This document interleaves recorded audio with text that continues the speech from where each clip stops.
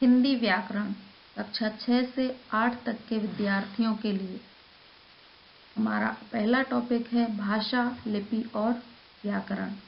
हिंदी व्याकरण में सबसे पहले हमें भाषा, लिपि और व्याकरण इन तीनों के बारे में जानकारी प्राप्त करना आवश्यक है।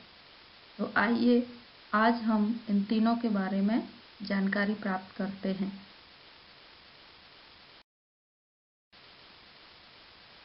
सबसे पहले हम भाषा के बारे में जानेंगे कि भाषा क्या होती है।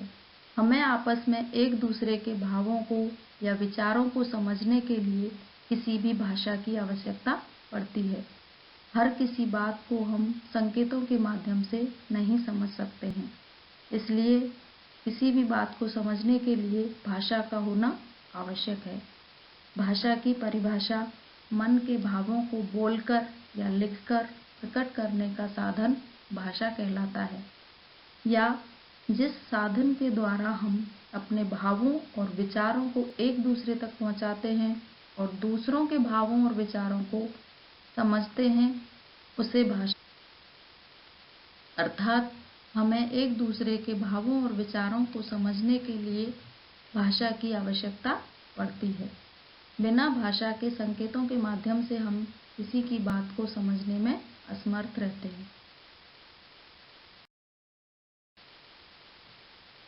भाषा के दो रूप होते हैं, नंबर 1 मौखिक भाषा और नंबर 2 लिखित भाषा। मतलब हम भाषा को दो प्रकार से समझा सकते हैं, दूसरों को अपनी बातों को दो प्रकार से समझा सकते हैं, बोलकर या लिखकर। तो बोलकर जब हम अपनी भाषा को प्रकट करते हैं तो उसे मौखिक भाषा कहते हैं, जैसे बातचीत करना, समाचार पत्र पढ़ना, कहानी सुनाना, भाषण देना आदि मौखिक भाषा के उदाहरण हैं। और लिखकर प्रकट की जाने वाली भाषा लिखित भाषा कहलाती है, जैसे कि पत्र लिखना, ईमेल भेजना, निबंध लिखना, संदेश लिखना आदि लिखित भाषा के उदाहरण हैं। इस प्रकार हम भाषा के दो रूपों के माध्यम से दूसरों को अपनी बात समझा सकते हैं, मौखिक भाषा के रूप में और लिखित भाषा के रूप में। हमारे देश में कई भाषाएं बोली जाती हैं, अलग अलग राज्यों की अलग अलग भाषाएं हैं, लेकिन हिंदी हमारी राष्ट्रभाषा है।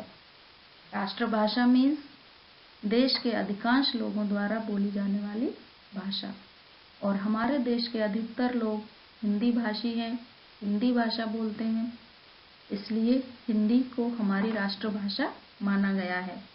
हिंदी के अलावा हमारे देश के अलग अलग राज्यों में और भी कई भारतीय भाषाएं बोली जाती हैं, जिनमें से प्रमुख भारतीय भाषाएं हैं कश्मीर की कश्मीरी, पंजाब में पंजाबी, गुजरात में गुजराती, पश्चिमी बंगाल में बांग्ला, आंध्र प्रदेश में तेलुगु, केरल में मलयालम, कर्नाटक में कन्नड़, तमिलनाडु में तमिल, उड़ीसा में उड़िया, महाराष्ट्र में मराठी आदि अलग अलग राज्यों में अलग अलग भाषाएं बोली जाती हैं। लिपि। लिपि की परिभाषा भाषा को लिखने का ढंग लिपि कहलाता है। मतलब कि अक्षरों के माध्यम से जब हम किसी भाषा को लिखते हैं तो उसे लिपि कहते हैं, और अलग अलग भाषाओं की अलग अलग लिपियां होती हैं। उदाहरण के तौर पर हिंदी और संस्कृत को देवनागरी लिपि में लिखा जाता है, जिसमें लिखते समय शब्दों के ऊपर शिरोरेखा खींची जाती है। अर्थात देवनागरी लिपि की एक प्रमुख विशेषता है कि शब्दों के ऊपर शिरोरेखा होती है, अन्य लिपियों में शिरोरेखा नहीं होती है। अंग्रेजी को रोमन लिपि में लिखा जाता है, उर्दू को फारसी लिपि में लिखा जाता है, पंजाबी को गुरुमुखी लिपि में लिखा जाता है। व्याकरण। परिभाषा भाषा के शुद्ध रूप का ज्ञान कराने वाले शास्त्र को व्याकरण कहते हैं, या व्याकरण भाषा के शुद्ध रूप का ज्ञान कराता है। अर्थात भाषा के नियमों की जानकारी देने वाले शास्त्र को व्याकरण कहते हैं। व्याकरण के 3 अंग माने गए हैं। नंबर 1 वर्ण विचार, जिसके अंतर्गत हम वर्णमाला का अध्ययन करेंगे। शब्द विचार, शब्दों की उत्पत्ति किस प्रकार हुई इसके बारे में जानकारी प्राप्त करेंगे। और वाक्य विचार, इसमें हम वाक्यों की रचना किस प्रकार से होती है इसका अध्ययन करेंगे। इस प्रकार भाषा, लिपि और व्याकरण का ज्ञान प्राप्त करने के लिए बहुत आवश्यक है और ये एक दूसरे से आपस में जुड़े हुए हैं। अगर हमें भाषा का ज्ञान है तो हम लिपि को आसानी से लिख सकते हैं और जब भाषा को लिखकर जान सकते हैं तो हम व्याकरण का ज्ञान भी आसानी से प्राप्त कर सकते हैं।